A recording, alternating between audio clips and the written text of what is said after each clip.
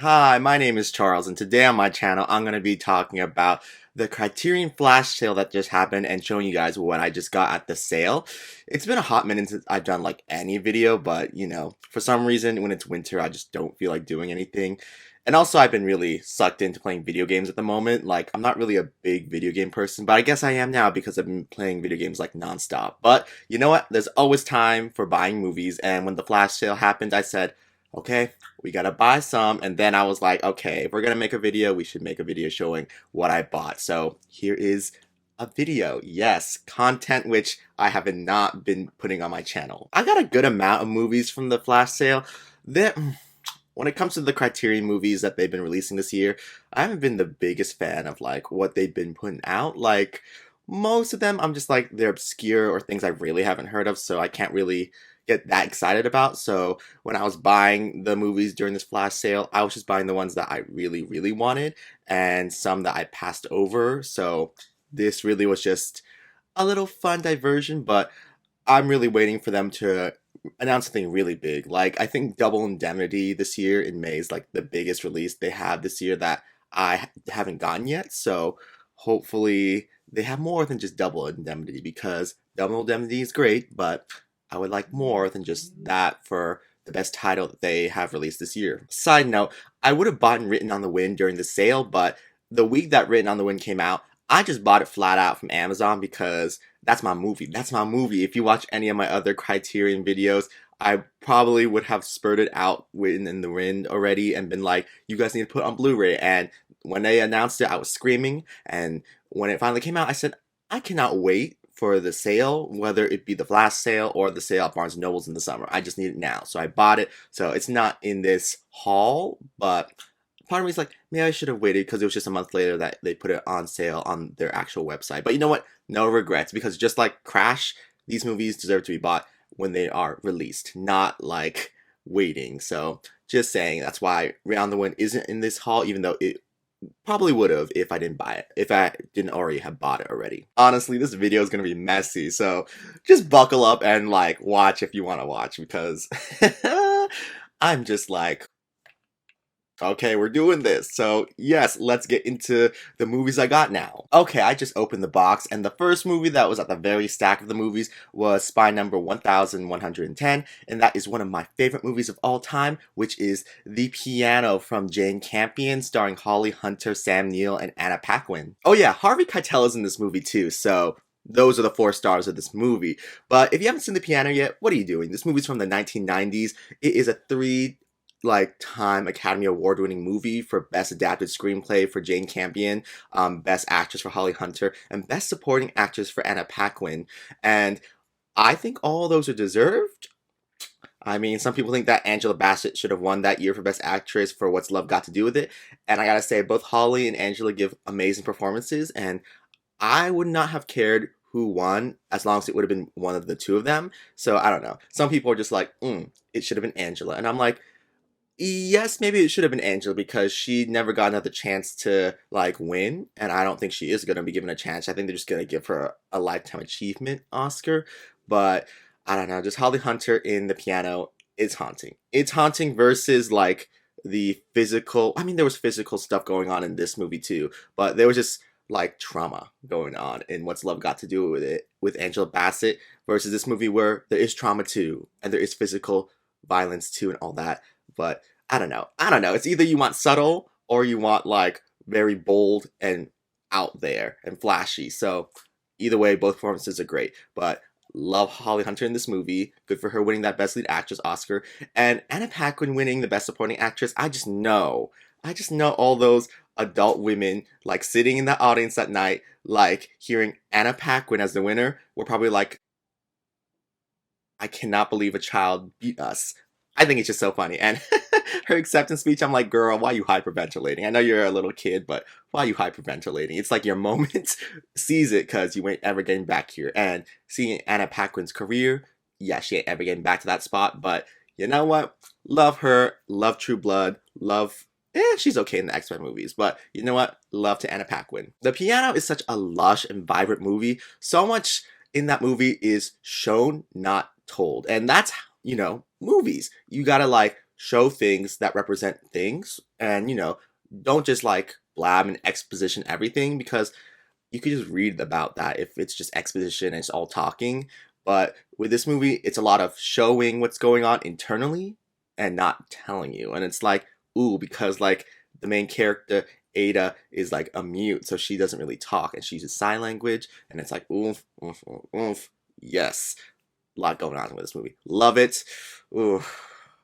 I think about a lot of the scenes in this movie a lot because it's just so well done, the movie. And Jane Campion, she's about to win Best Director and Best Adapted Screenplay at this year's Oscars for The Power of the Dog, and I'm like, girl, you better win. Get your second and third Oscar and show these people who you are, because more respect should have been given to the movie Bright Star. Bright Star is amazing, and Criterion, get Bright Star a Blu-ray, because I don't think any other like label is gonna give it a Blu-ray release. So y'all should do it, because Jane Campion's amazing, and I just know The Power of the Dog is gonna be in the Criterion collection. So just make it happen. That way we can have The Piano, The Power of the Dog, and Bright Star all in the Criterion collection.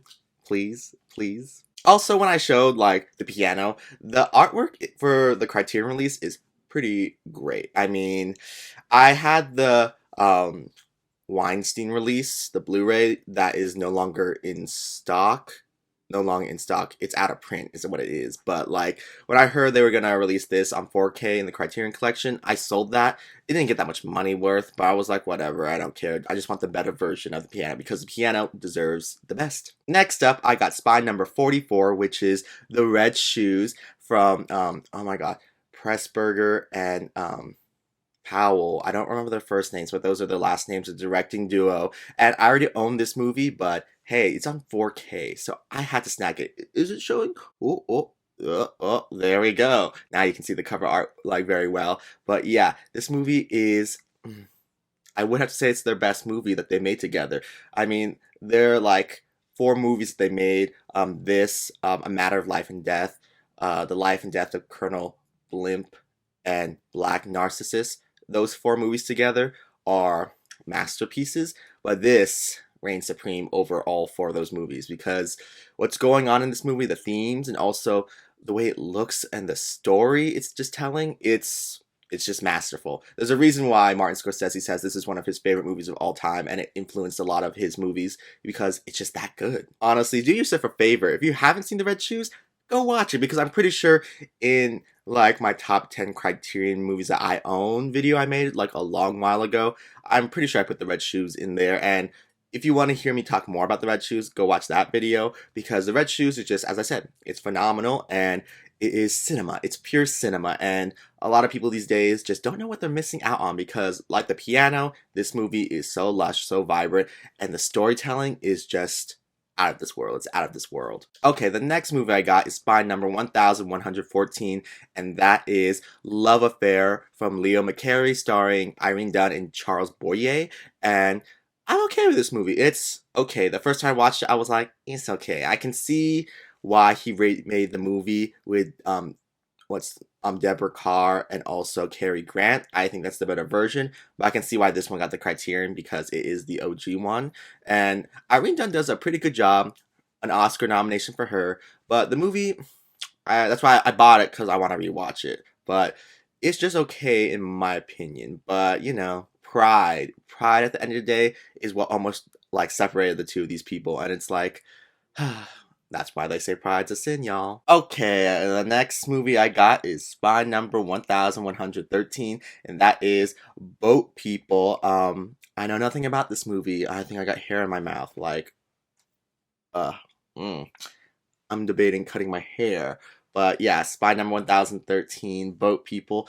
I heard this movie was about a photographer who goes into Vietnam post the Vietnam War and sees how life there is at the moment, and how it seems like it's good, but it's not. Something like that. But I heard it's really good. So I said, you know what? Let's support Asian filmmakers and watch this movie. So I got it, and hopefully it's good. Okay, the next movie I got is Spy number 1106, and that is One Night in Miami, directed by Regina King, starring a bunch of people. I can't remember all their names, but this movie came out on Amazon Prime, and it was supposed to be a big awards like season contender, but It missed the Best Picture like nomination. I thought Regina was gonna get a director nomination, and there was gonna be 3 women nominated for Best Director that year. Didn't happen. It really only got, I'm pretty sure, Leslie Odom Jr. for supporting actor, adapted screenplay nomination, I believe, and a Best Original Song nomination for Leslie Odom Jr. That's all this movie got. And I thought Leslie Odom Jr. was at least gonna win Best Song, but he didn't. Her won, and I was like, okay. But anyway, this movie, it's pretty great. It's mostly a one-room kind of movie, but the story is so compelling and the directing is so good that you kind of forget that. So when I heard this was going to be in the Criterion collection, I was like, good for Regina King. I wouldn't have expected it to be in the collection. I thought Sound and Metal was supposed to be in the collection too. So I was really surprised that this one got a release first before Sound and Metal. But you know what? Good for Regina and everyone in this movie, because this movie does deserve to be seen because it is just great. It's great. Okay, the next movie I got is Spine number 1108, and that is The Celebration from Thomas Vinterberg. I love the artwork for this. It's like the front is like clear so you can see the inside. Like there's still an artwork sleeve, but it's like the front one's just clear, translucent, so you can see the inside, which has the pamphlet and the discs. I don't know what the reasoning behind this was, but I like it. It's kind of very unique when it comes to all the artwork sleeves that the Criterion collection has. Like usually they have artwork, but the artwork for the front is just this little sticker right here. So, oh, there you go, you can see it now. This little sticker right here, which is not a sticker. I'm just like, what is, I don't think I know enough about the time. Like this movie came out in what, 1998? I was born in 1996, so I don't really understand really the whole things going on at the turn of the century. Like Y2K, people like the new millennium. I really don't understand the concept of that since I was born like basically when that happened. So I don't. Anyway, this movie, I recently watched it before they even announced the like release of this because of Another Round, and I thought the movie was great. So I was very happy that they announced this was getting a release, and hopefully this transfer is better because I watched the DVD transfer of The Celebration, and it was looking a little crunchy. It was looking a little crunchy. So hopefully this is a lot better. Next up, I got Spine number 1112, and that is Miller's Crossing from the Coen brothers. I remember buying the movie on Blu-ray, like regular Blu-ray, at like a Big Lots for $5 or even less than $5. And I was like, I've never really heard of this Coen brothers movie, so I'm gonna watch it. So I bought it, and then it took me years to watch it. And then I finally watched it, and I was like, this is solid. And I gave it 3.5. I'm pretty sure I gave it 3.5. It was either 3.5 or 4 I gave it. But this is a Coen Brothers movie that people really don't talk about as much, but they should because it's a solid story. But I really think this movie is worth viewing solely for Albert Finney and Marcia Gay Harden's performances. They are both amazing in the movie, and I would like to give this movie another rewatch, so that's why I bought it. And honestly, when I heard they were releasing this, I sold my regular Blu-ray and then was like, okay, we'll get this one because, you know, you might as well have a Criterion version of a movie if you're going to have a movie in your collection, right? Next up, I have Spine number 1104, and that is Citizen Kane. I don't like how I paused there, but it's Citizen Kane.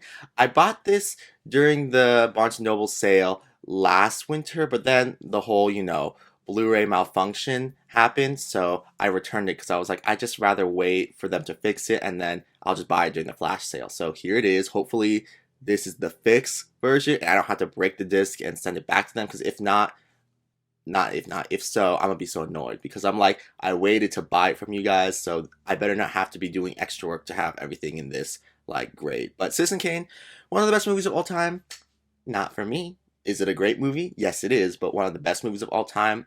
No, not for me. Okay, and last but least, I have a box set. And, oh, my hair. But the box set I have is the complete Jacques Tati box set. I have not watched any of these movies, but I heard they were great, and recently I saw that The French Dispatch was influenced by these movies, so I was like, I guess I should check these out finally. And I was like, this is one of the only box sets I don't own, so I was like, why not? I like French cinema, I like French comedies, so why not, why not? So I have it. This box set has problems, so maybe I might see if I can get an exchange for this, like the piano. But, you know, I have OCD, so if there's problems with, like, packaging on things I buy, I have to try to get new ones. So this one, I'm probably gonna see if I can get a better version of it because the back is messed up. It's messed up, you guys. But yeah, the collection. If you guys have seen this, tell me if it's good, because this is really a real big blank flag, a real blank flag in my like knowledge.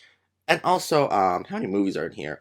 One, two, three, four, five, six, seven. I mean, I guess there's six, and there's like a shorts as a seventh. So there's a lot of movies in here. So hopefully the majority of them are good. Okay, so that was all the movies I bought during this most recent Criterion flash sale. What did you guys think of what I got? Because for the most part, I liked all these movies. I think the biggest like yays for me in this haul would have to be the piano and probably the celebration. Everything else, I'm like, yeah, I got this finally, but I'm not like, woohoo! Like, I'm not feeling the like euphoria, the serotonin. I mean, I felt the serotonin when I got Rid on the Wind, but you know, as I'm saying, I just am waiting for them to release more like poppin' titles, because once again, Double Indemnity is the only title so far on the horizon that I'm like very excited for, but nothing else really. So I'm hoping they can like release some really good movies for the June and July months. That way, when the Barnes and Noble's Criterion sale happens, I'll be able to get them, because I really need some serotonin. And movie Blu-ray releases so far have not been popping in general. So I'm like, come on, y'all, feed me. Seymour says Audrey 2 in The Little Shop of Horrors. They should make a Criterion of that movie.